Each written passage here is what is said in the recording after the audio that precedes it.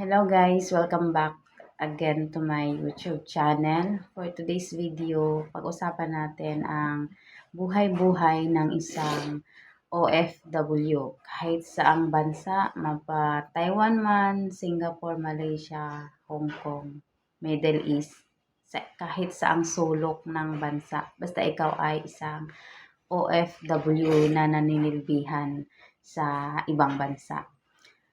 So, ang pamagat ng ating vlog ngayon ay tungkol sa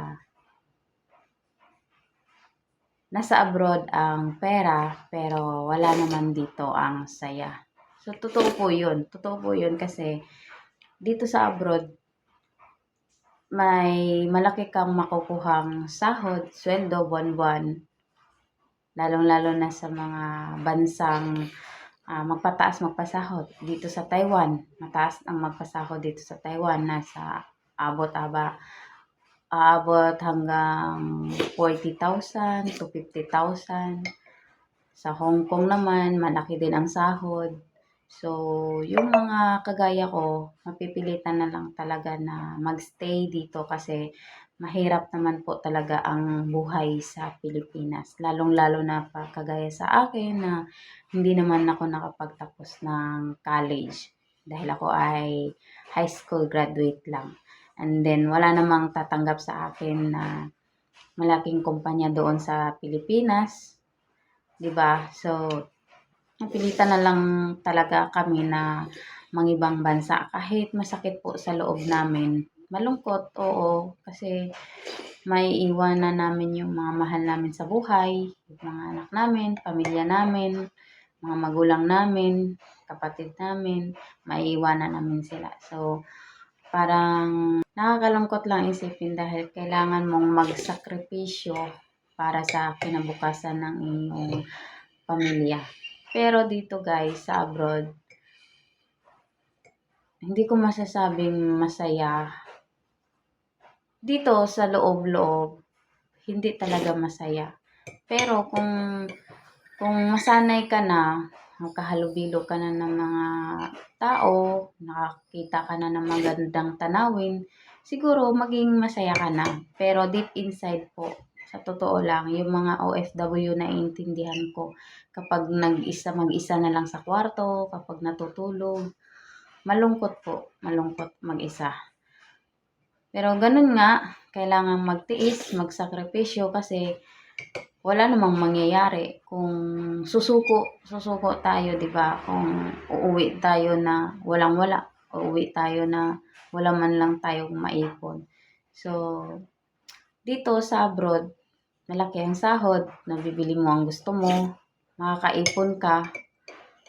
Lalong-lalo na may mga pamilya ka sa Pilipinas na ah, hindi yung hindi abusado na parang binibigyang halaga yung mga padala mo, yung hindi panay hingi ng hingi.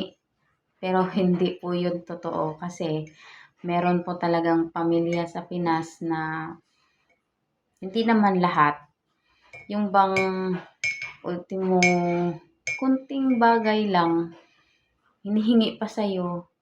Yung pambili lang ng load, hihingi pa sa'yo.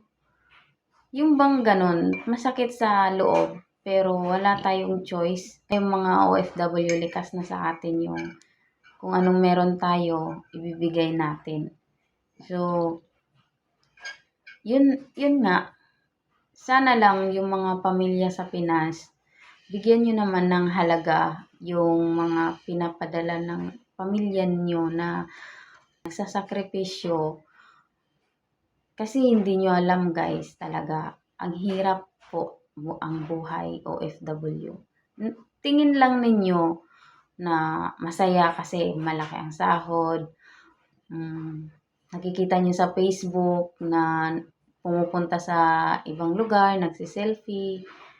Oo, totoo yun. Totoo yun, may saya naman talaga pag lumalabas kami. Halimbawa, nagde-day off kami, pumunta kami sa mga magagandang lugar. Masaya, nafe-feel namin yung parang nawala yung lungkot, yung homesick. Pero pag uwi namin ng bahay, mag-isa na naman, pag natutulog kami sa kwarto, malungkot na naman.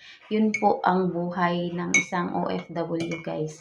Hindi po deep inside, hindi po masaya. Deep inside kasi ang totoong saya po talaga ay yung makasama ang pamilya. Pero yun nga, wala namang talagang choice. Wala naman talagang choice. Magtiis na lang hanggat sa dumating yung time na kailangan mo talagang mag-ipon. Sa mga OFW, advice ko sa inyo, mag-ipon kayo kasi hindi naman talaga forever dito sa abroad. Tatanda tayo dito, guys. Sinasabi ko sa inyo, tatanda tayo dito na wala man lang tayong ipon. So, isipin nyo, kailangan mag-ipon kayo.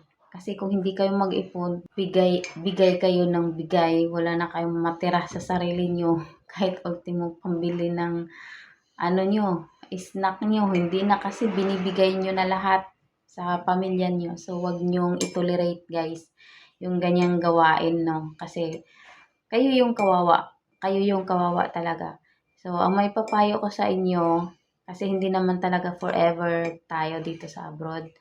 Mag-ipon kayo kung gusto nyo nang umuwi, pwede na kayo mag for good.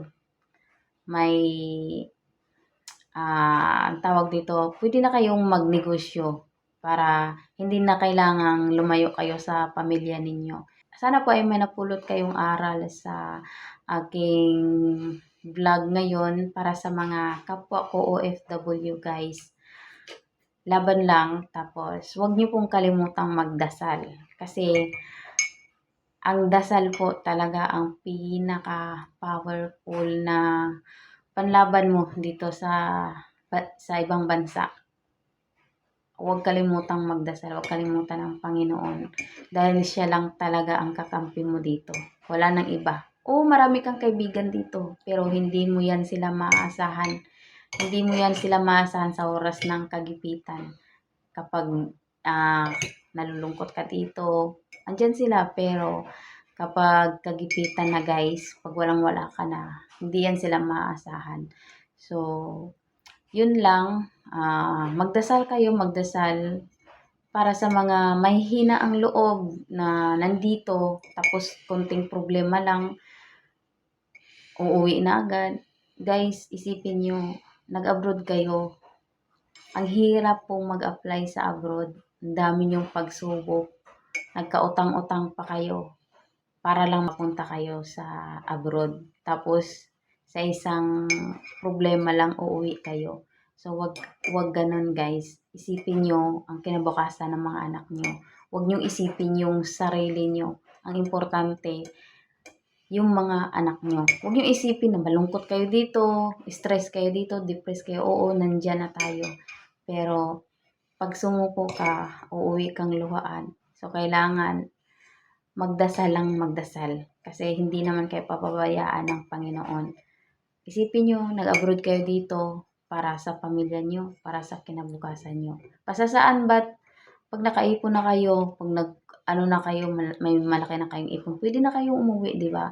So, ang sarap sa feeling na kapag uuwi ka na, na hindi ka, ang tawag nito, uuwi ka na parang feeling mo hindi ka na down kasi 'di ba pag uuwi ka na walang-wala, sobrang down mo sa sarili mo. Parang pag andun ka na sa Pinas, pabalik ka na naman dito sa abroad para makapagtrabaho.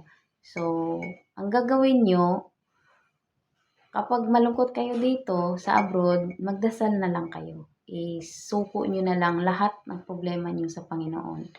Isipin nyo ang kinabukasan ng mga anak nyo. So, yun lamang, guys, ang aking payo sa kapwa ko OFW. At wag po kayong sumuko, laban lang at manalig. Yun lamang po. Maraming salamat. Hanggang sa muli. Bye-bye.